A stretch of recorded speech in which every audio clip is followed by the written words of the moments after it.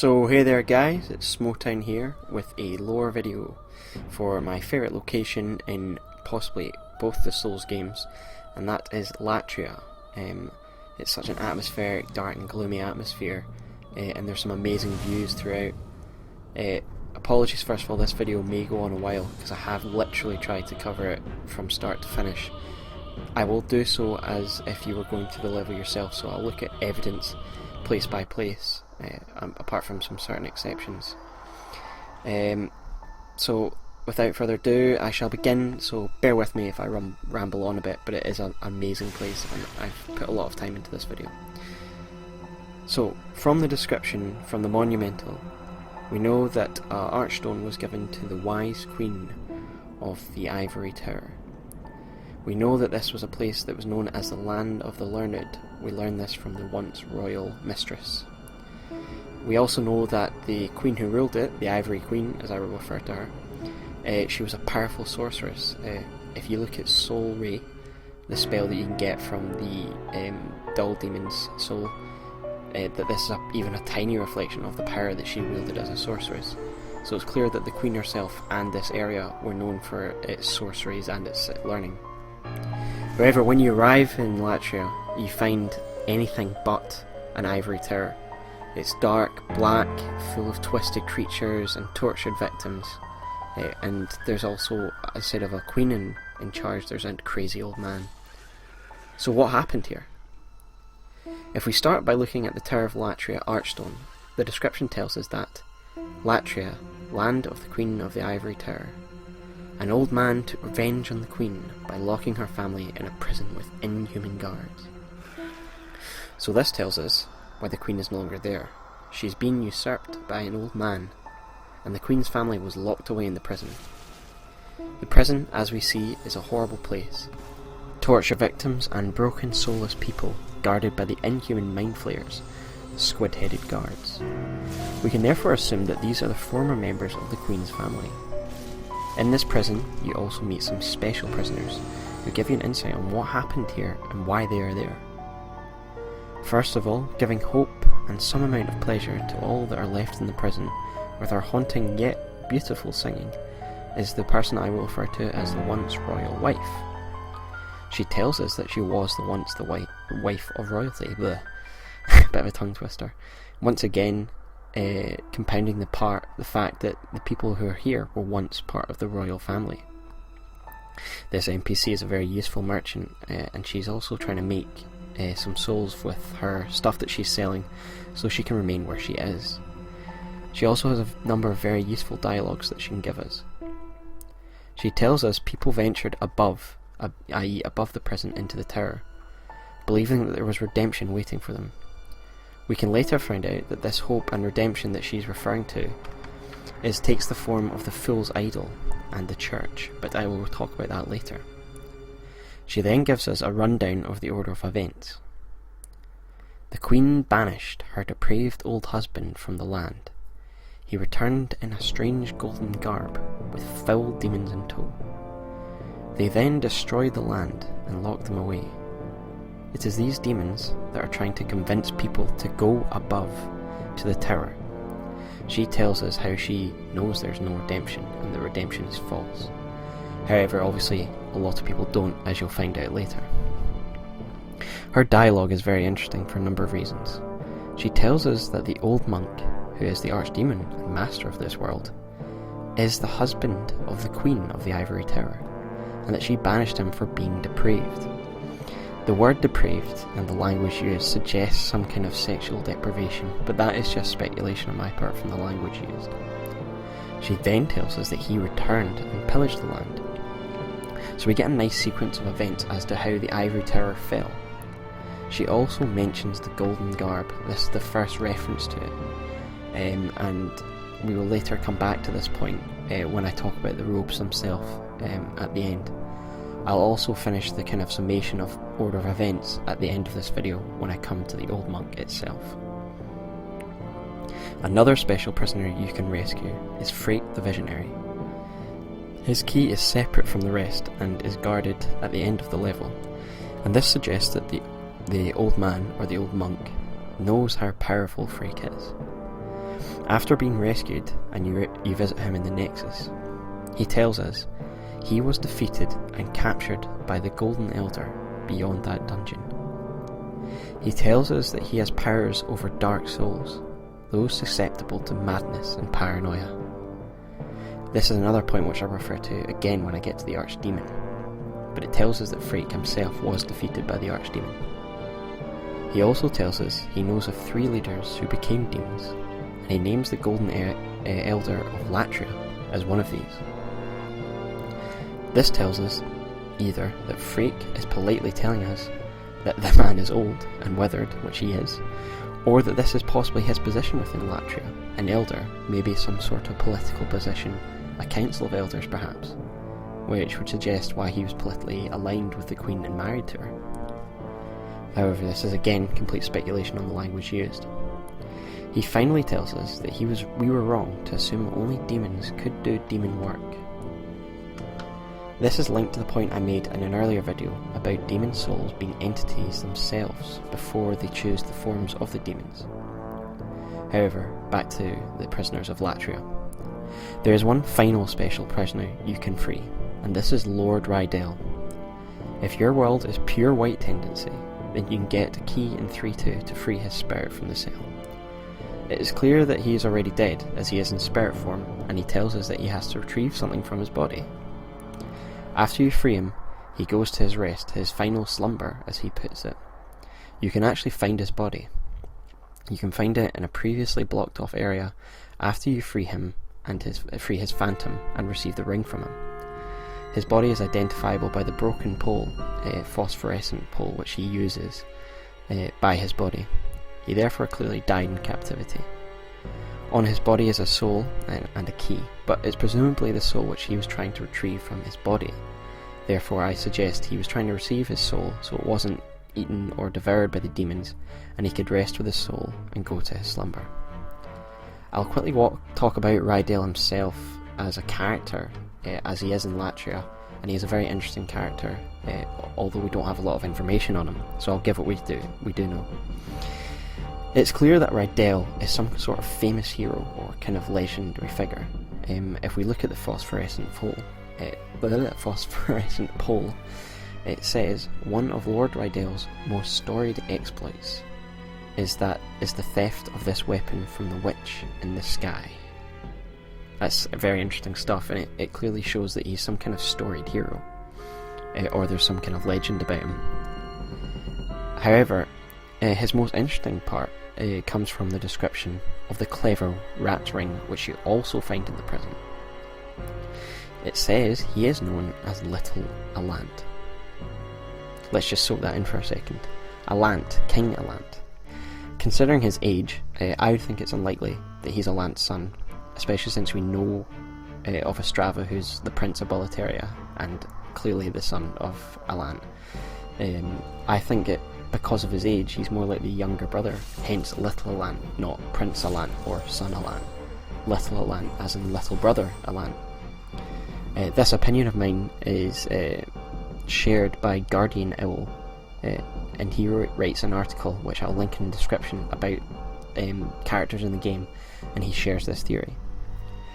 Guardian Owl also suggests that Rydell could have been the new husband of the Ivory Queen, and this would explain the horrible treatment, that even after being killed and possibly tortured, his soul was imprisoned so that he has to watch for eternity.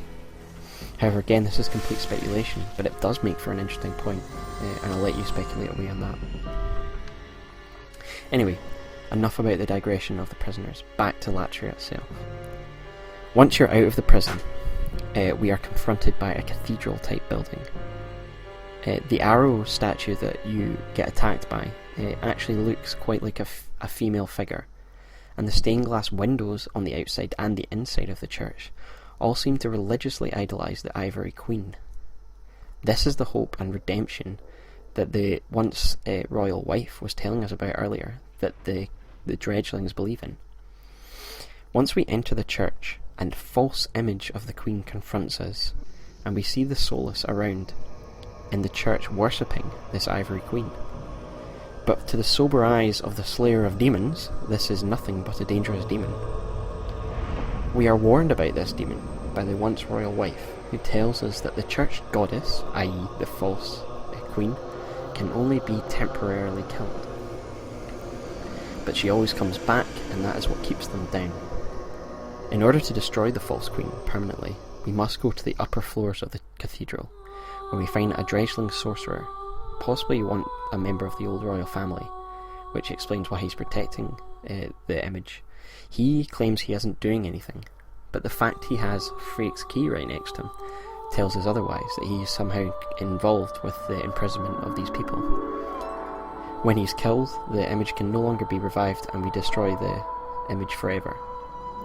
The very name of this demon suggests exactly what its purpose is, and the purpose of the church. It is to keep the prisoners down. By allowing them to hope, it keeps them imprisoned, hence the prison of hope.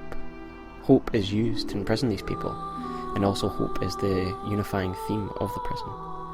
Believing the queen is real and alive makes the prison mates happy, and they therefore never try to escape. However, reading the Fool's Idol Archstone, we read, "The church devoted to an idol mimicking the queen gave hope to the prisoners, but the malice behind it will crush their faint solace."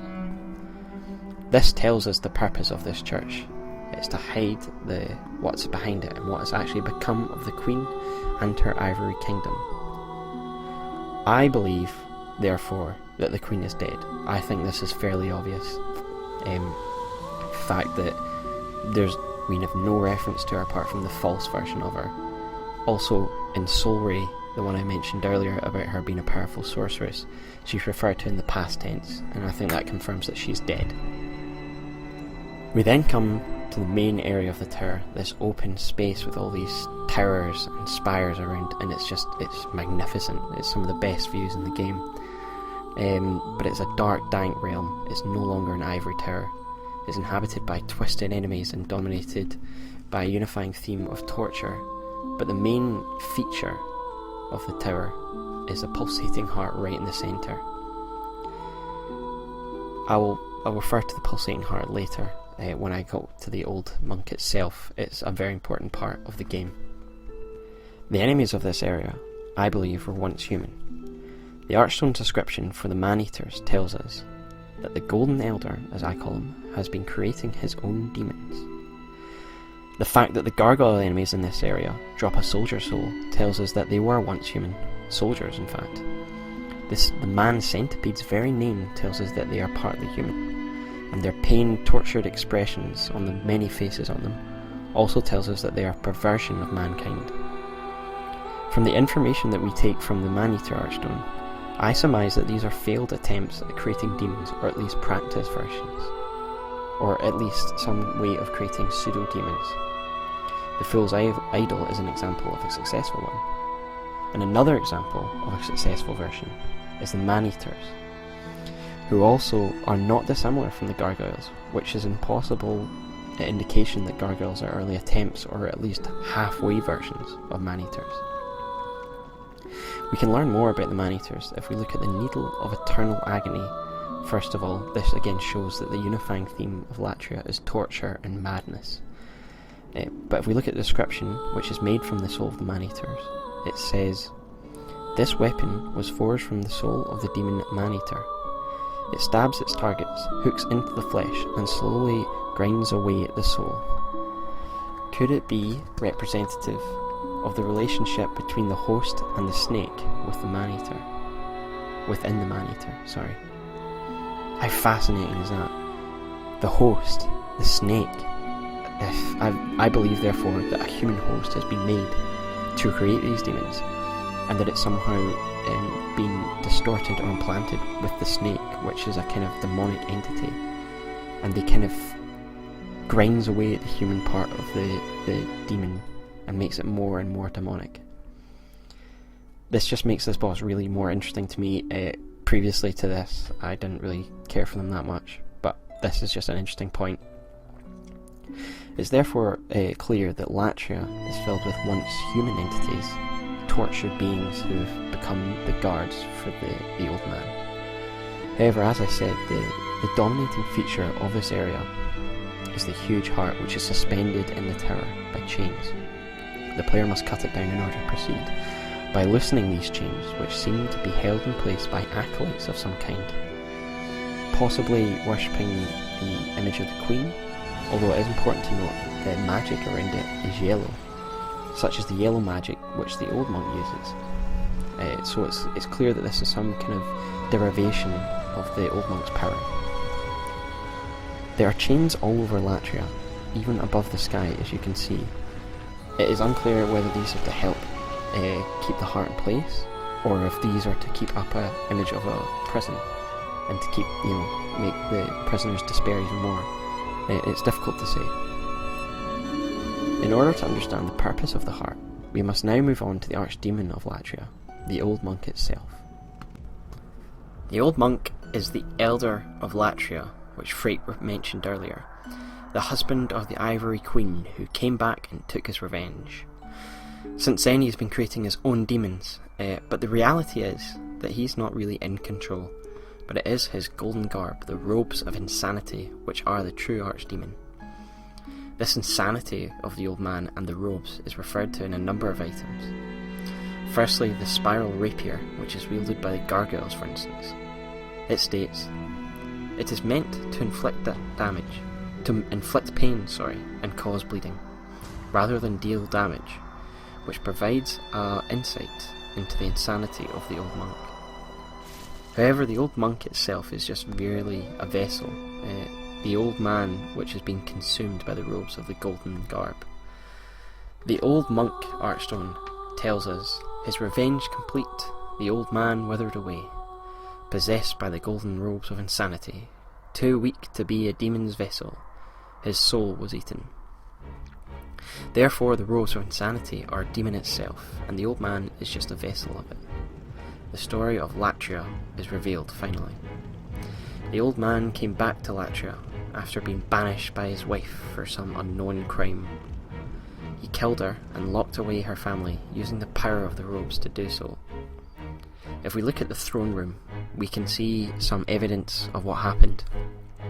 He seems to have erased all original images of her in the throne room. I've noticed all these paintings which have had faces scrubbed out. This immediately brought to mind a practice done by Roman politicians, precisely emperors, who took power over a rival. They would then kind of damn their memory in public, and statues and paintings who were done of their rivals who are now dead, their memory damned, the faces were removed. And if you look at the paintings, a lot of these pictures' faces have been scrubbed out. And this is just what came to mind as soon as I saw that. After his revenge was completed, he died, and merely a body, barely a body, by the time that we encounter him. This is why the heart is important. The heart throughout the tower, which I believe powers what's left of the old man, so that the robes still have a vessel, it's just clinging on to life. And this heart is what powers it. And with the heart no longer, the robes are in danger of losing a vessel completely.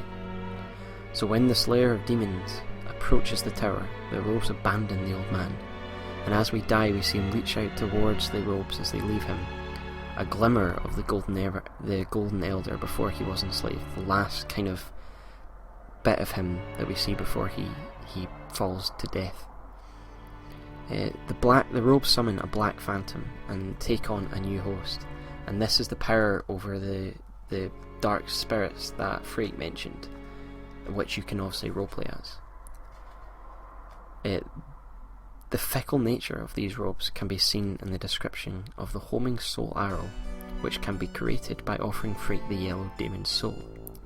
It tells us, "The old man was nothing more than a medium for the robes that drives men mad.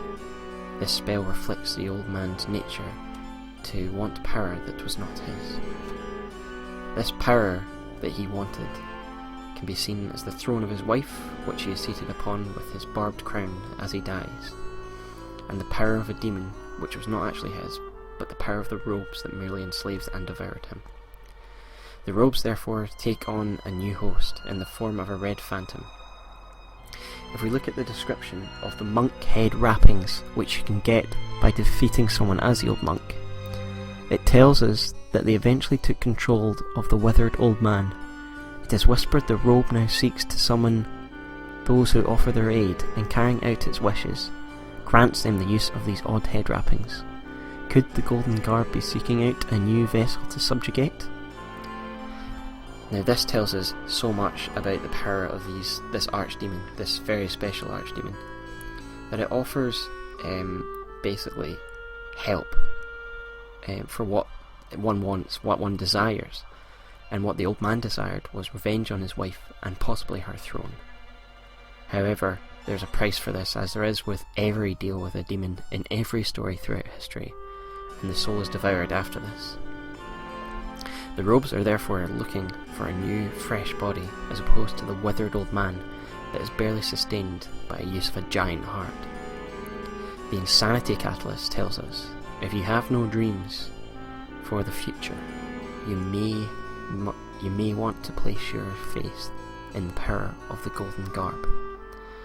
This tells us of the fickle nature of the garb, that it will devour the soul of the wearer. However, if you've got no plans for the future, why not take the power of the Golden Garb? However, unlike other demons, it uses its host to net more souls by driving them insane before devouring the body themselves. If you play as the Old Monk, you can regain your body as you do as a Dark Soul, and therefore you complete the Garb's aim to gain a new body. Your body, your new body that you've claimed by defeating a slayer of demons. The Garb through the Old Man therefore fed on his desire for vengeance. Together they turned one of the most glorious cities, Latria, into a pseudo-hell where heroes are tortured or imprisoned and given false hope. The Garbs fed upon all this, and then they created twisted beings which collect more souls for their master, a perverse reflection of the land which once collected knowledge.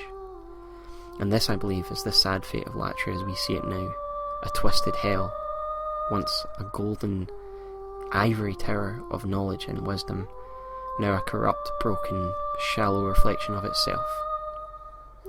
So there we go, guys, that's my summation of Latria. I felt there was a lot of information on this place, and I loved it. I love learning more about this location. It's my favourite in the entire game.